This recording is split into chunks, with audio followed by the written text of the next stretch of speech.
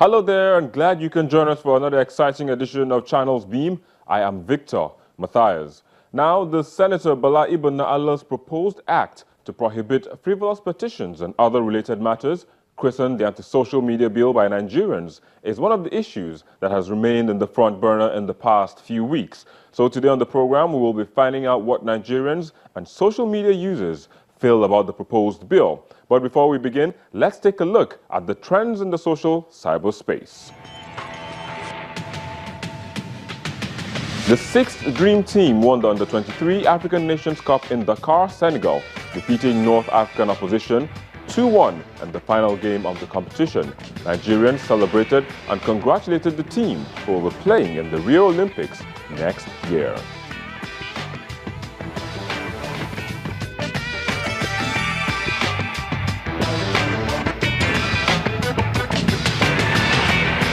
Nigerians continued lamenting the fuel scarcity that has lingered for 5 weeks in the social cyberspace, as long queues are still seen in major cities, while the scarce commodity is sold at high prices in some parts of the country.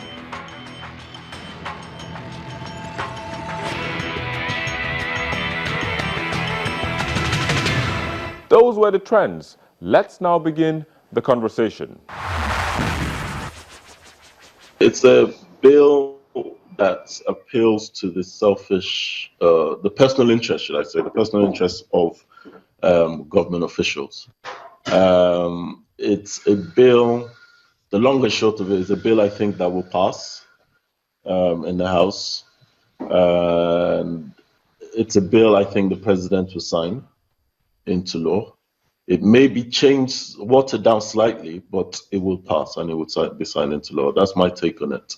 I think it's one unfortunate. It's one of those unfortunate situations we find ourselves, whereby our public officials are using their power to suppress freedom of speech. However, they will use the same outlets to spread false information about their opponents. So it's just one of those personal interest bills, I guess. They have actually left their primary job and finding ways to gag freedom of expression and opinion. If I say something which you think that it is wrong, well, you have the law for suing me for defamation of character. You don't need to come and add something on top of the law which is already in existence. So it is just a waste of time. And I think that it will be dead on arrival. Nigeria is a community of, let's say, 100%. So this bill is to protect the interest of how many percent? Is it to protect the interest of 0.5%, or even less than, who are just politicians? Or to protect the interest, the overall interest of Nigerians? Now, to gag social media because you feel people are saying things about you as a politician, it cannot work. It cannot work. It is dead on arrival. Now, this is the idea. It is true that I have to be able to defend whatever I say. But for each time I say something, you can sue me to court. Not to introduce a law that will even prevent me from saying it in the first place. Now, this will gag a lot of whistleblowers and it will encourage corruption in Nigeria. So I think what we need to work on is our, let me use the word, criminal administrative justice system.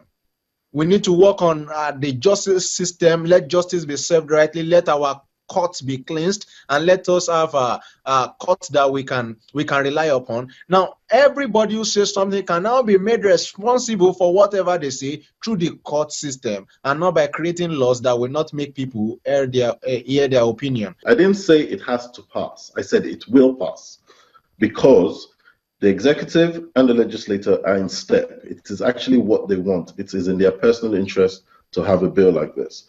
What the president said was he's not in support of gagging freedom of speech, but he did put a caveat in there which says he's not averse to legal regulation. So you have to read the undertones of the full statement, which is, I'm going to pass a bill that is going to gag speech at some point. He has made it clear. He could have come out to say, if this bill passes the House, I will veto it, and that would have made it dead on arrival. But because he didn't say that, I believe it's going to pass in the House, and he's going to sign something into law which will be slightly watered down than what it is. But we're going to have freedom of speech regulated. If they really want to implement, some laws, and they simply because that they think that it will bring sanity. The sanity has to go back to a few years, because we had a lot of mad cases on social media where everybody who was against the past administration used the social media to actually sell their opposing views. So if it's backdated, most of these people who sold frivolous lies and information against the past administration would actually be called out at this moment. So that is why I said, if it has to be passed, let it be backdated, so that then we can revisit some of the claims that some of them were making 2 years ago, some of the things they were selling on social media, some of the lies, the falsehoods. Maybe, then they will begin to people will begin to now have to rethink that, okay, yeah, you want this to happen, okay, let us start from the scratch 2 years ago, 3 years ago, and let us see. We'll begin to cleanse the house from that time, and then begin to think about some of the accusations, which falsely or rightly depends on the people who were accused at that time. They want to take it up, because they cannot start now. They cannot start now on a clean slate to try to prosecute people who start now to say things against them. So those who comes to equity must come with clean hands, they say. So for me, that is why I said that if it has to pass, then let them backdate it, so that everything will be taken from the point of when they were an opposition to when they were in government. All right, just hold it there for a moment. We'll take a quick break and we'll be back shortly.